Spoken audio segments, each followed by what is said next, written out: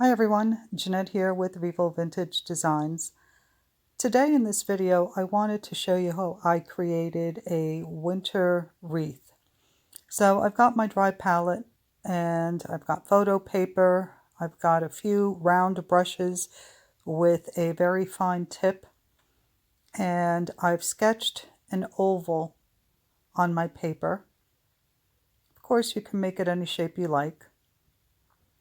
And if you can't see your pencil marks, you can also use an alcohol ink marker to draw your outline, and as you paint over it, it should disappear. I chose to use a pencil. So for this painting, I'm going to use different shades of green. I'll be mixing browns into the green, a blue into the green, just to create different shades of green. Now I saw this painting done with watercolors. I've been trying to teach myself to use watercolor. I've been watching a lot of videos, and I saw this particular painting done with the watercolors, and I've not yet tried it myself, but I thought, since I'm better with alcohol ink, that I could replicate it using the inks, and I think I did okay, except for this piece of cedar. I tried and tried, and I think I was just not loose enough with my painting, and I was using too much alcohol, and it looked more like a Christmas tree. But I think my second one was better, and since this video I've practiced it a couple of times and I'm getting better. But in this video I still think it looks like a Christmas tree, and it's supposed to be a sprig of cedar.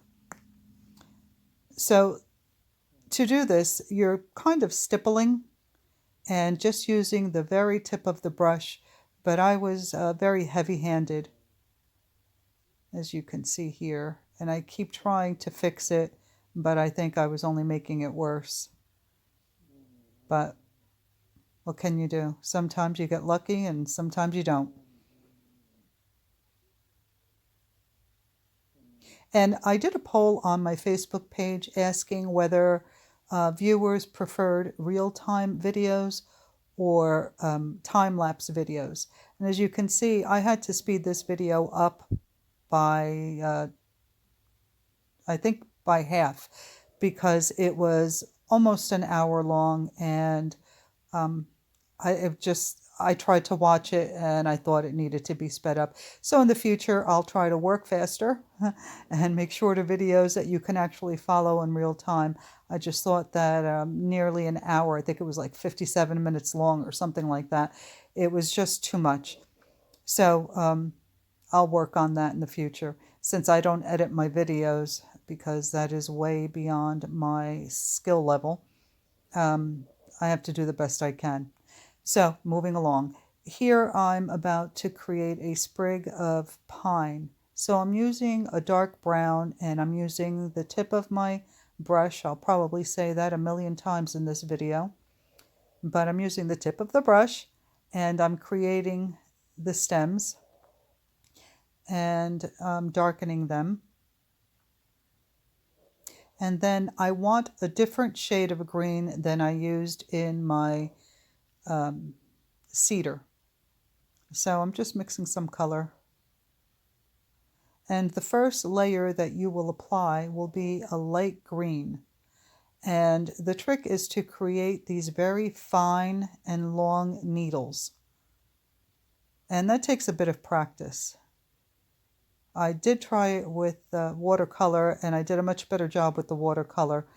With the alcohol, it definitely took a little practice, and I really didn't practice until after the video.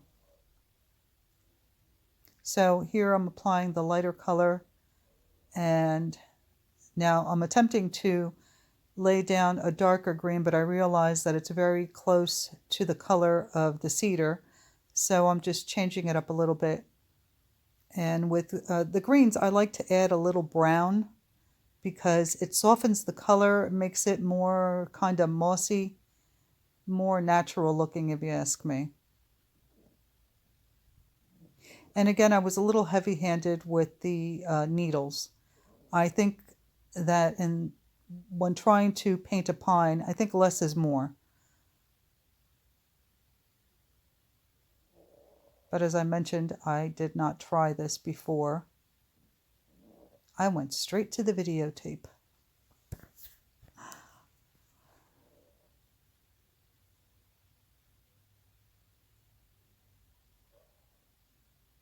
So I have to tell you that I've always wanted to try watercolor, but I did when I was younger, and unfortunately, I didn't get enough practice. I had children, and once I had my children, I had no free time.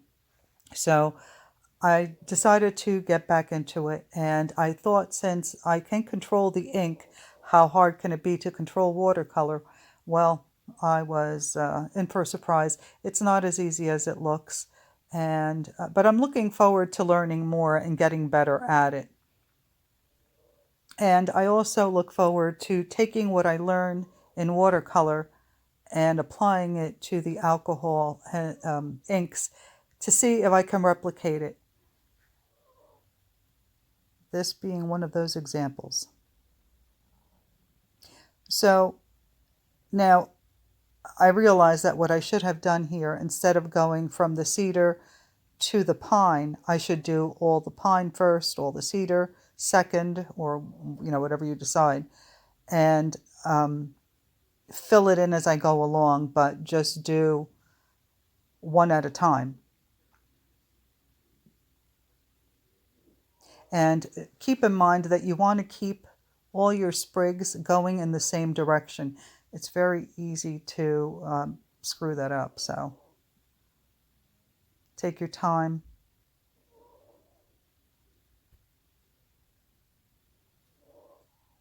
Also, after I finished this painting and I took a closer look at it, I realized that my pine needles almost look like a fan palm. And I actually went outside to take a look at the pine trees to see how they lay. And I could have Googled it, but I thought looking at the real thing would be better. And they're almost the same length. So that was another lesson.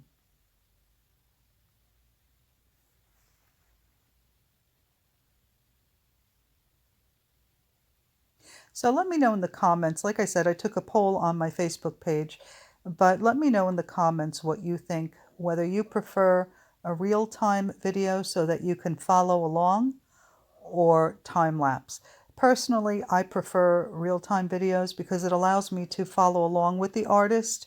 I can pause it, I can fast-forward it, and I have the ability to make those decisions as opposed to having them made for me in a time-lapse video. It's hard to follow along, but like I said, in the future, I will attempt to make my videos a little shorter and do them in real time.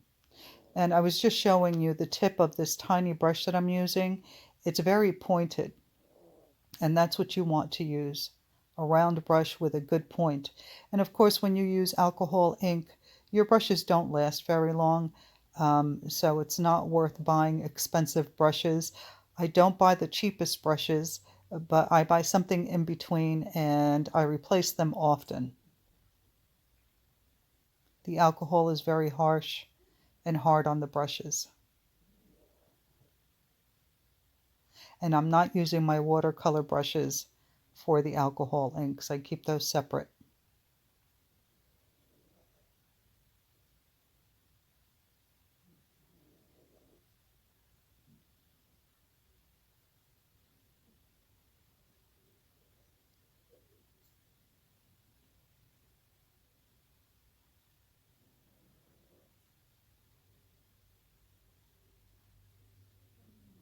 Also, as I got to the end of this painting, I realized that I didn't space things properly.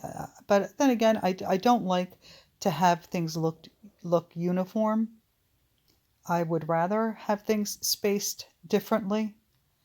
I think it makes it more natural looking. But I almost didn't have enough space, and you'll see towards the end,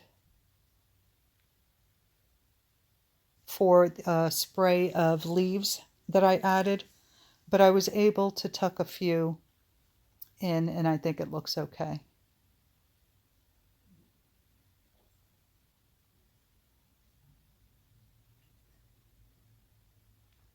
And for those of you who've not used a dry palette, I've explained this in previous videos, but if you're watching for the first time, you might want to know. A dry palette, what you do is, the one I have I think has like maybe 36 separate wells. You take your individual inks and you pour each one into a separate well and you allow it to dry. And you're able to activate that ink using a little bit of alcohol on your brush. And it allows you more control to do things like this. It's almost like painting, and it allows you to add more detail and do more fine work. All the products used in this video will be listed in the description box just below the video if you have any questions or want to take a look. Also, if you have any questions, just leave them in the comments. I do try to respond as quickly as possible.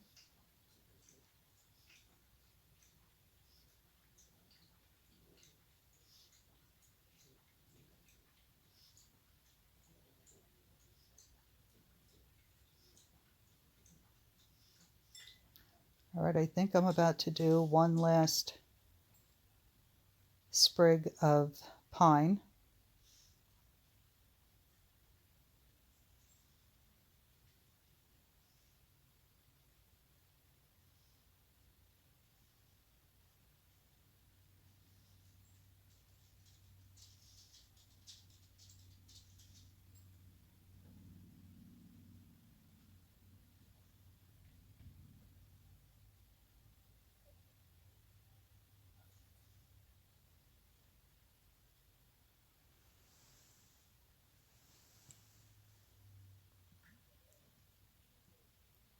So as I am attempting to do this voiceover for this video, of course my dog Diesel decides he wants to go out now.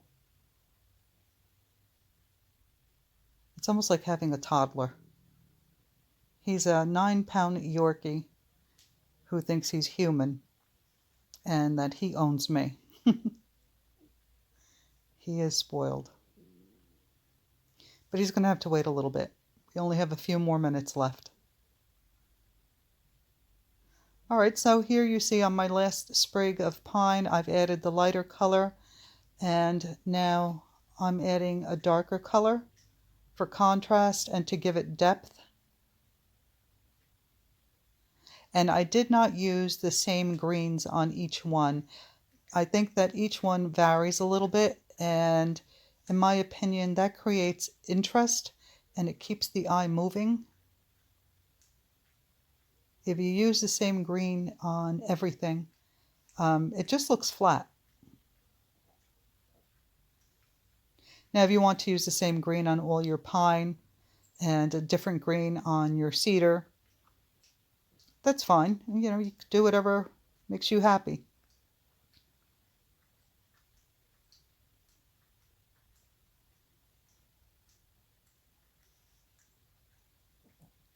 So now I'm mixing green and blue. Well, no, actually, I'm going back to that darn cedar.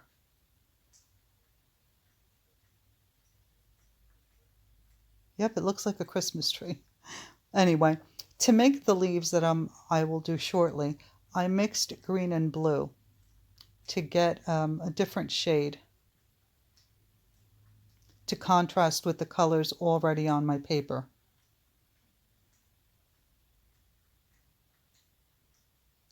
I finally gave up on it. Although towards the end, I do go back to it. Oh no, I'm trying to do another one. This one came out better than the first one. But it's hard.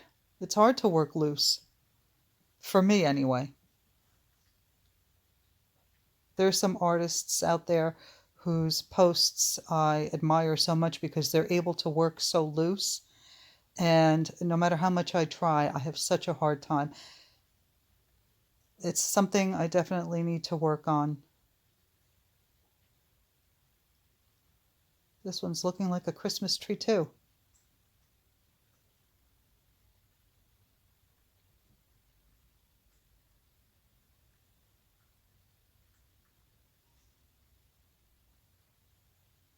But in the end, I think it all worked out.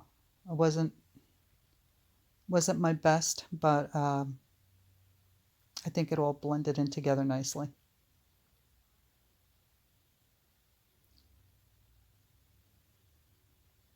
So I put down a lighter green, and then after that dried, I'm stippling a darker green in it, again for depth and contrast.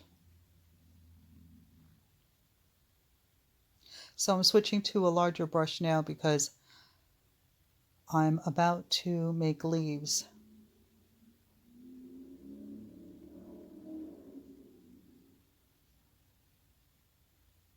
I'm just mixing my colors now.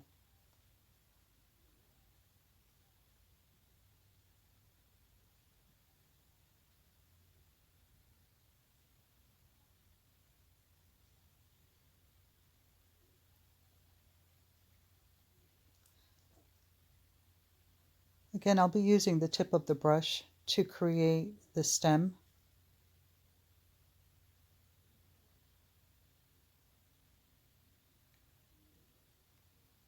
And I realized that brush was a little too thick, so I switched to a smaller brush to create the stems. And the smaller stems branching off the larger one.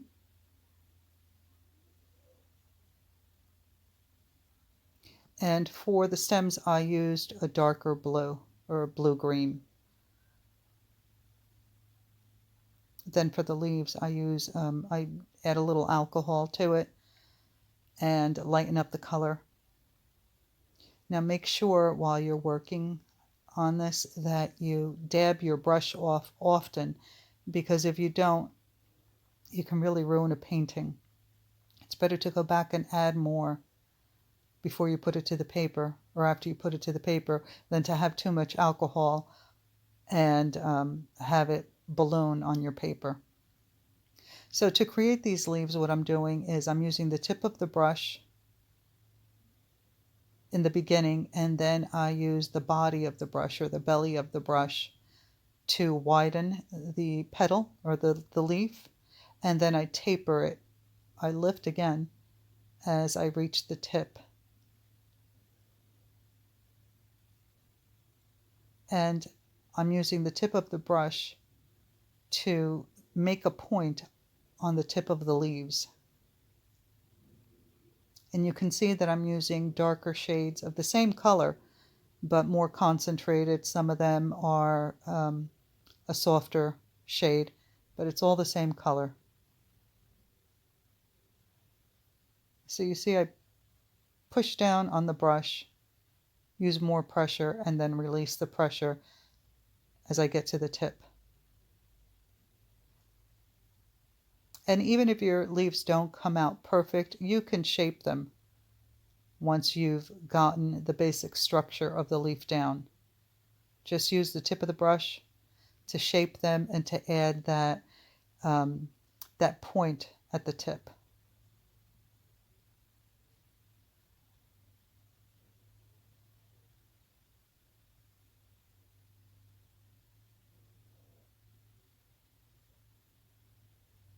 And this is that area where I didn't leave enough room to add the leaves.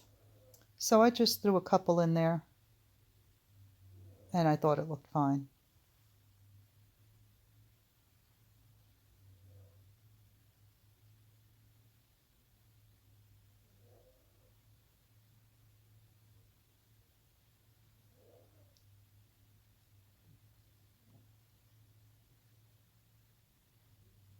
And don't be afraid to overlap your leaves. I think that makes it look more natural. And even if they blend together, once it's dry, again, you can use the tip of the brush to separate the leaves or add some highlights, some veining. But try not to make them all go in the same direction. And use different sizes. And wherever you see an empty little spot that could use one, throw a small one in there.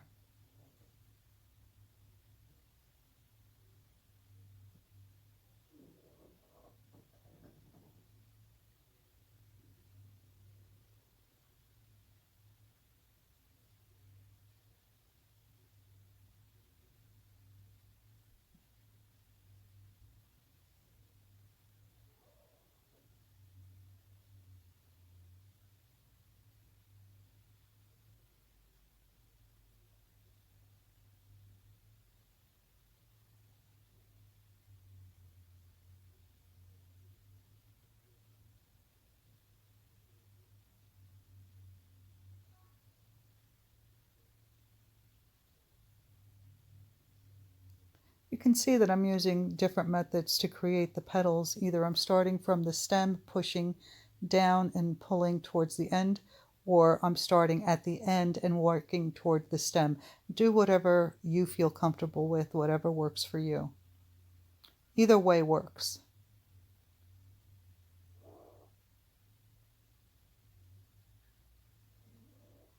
I thought this would be great with a saying in the center, but I'm not so great at writing those beautiful bouncy letters or calligraphy. I'm not good at that. So I figured I'd just leave it blank and leave it to your imagination. So now that everything is dry, I've done all my leaves, I'm going back with the same color, only more concentrated, and I'm creating the center veins to some of those leaves. And I don't believe I added them to all the leaves, but quite a few of them. And again, it just makes it less flat looking. You have to make sure that your brush is really dry and that you're using a very fine brush. You can also, at this time, add some shading. My phone just rang. Sorry about that. But I don't want to have to start this voiceover all over again. I've got like 2 minutes left. And of course, it's my brother. All right, so you can see here I'm adding some extra leaves. I'm also doing a little bit of shading, and I'm creating the veins in the center of the leaves. And as I was saying before, use a very small brush to do this. And if you see any empty areas where you have too much white space, just throw a few more leaves in there.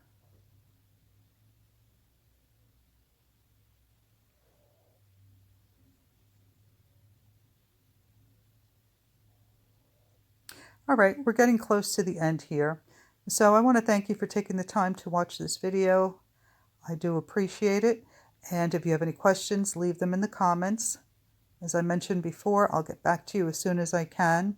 And let me know your thoughts on real-time videos versus time-lapse videos. And give me a thumbs up if you enjoyed the video.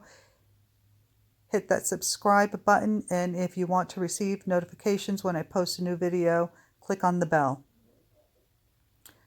All right, everyone, just a couple of minutes left. Enjoy, and once more, thanks for watching.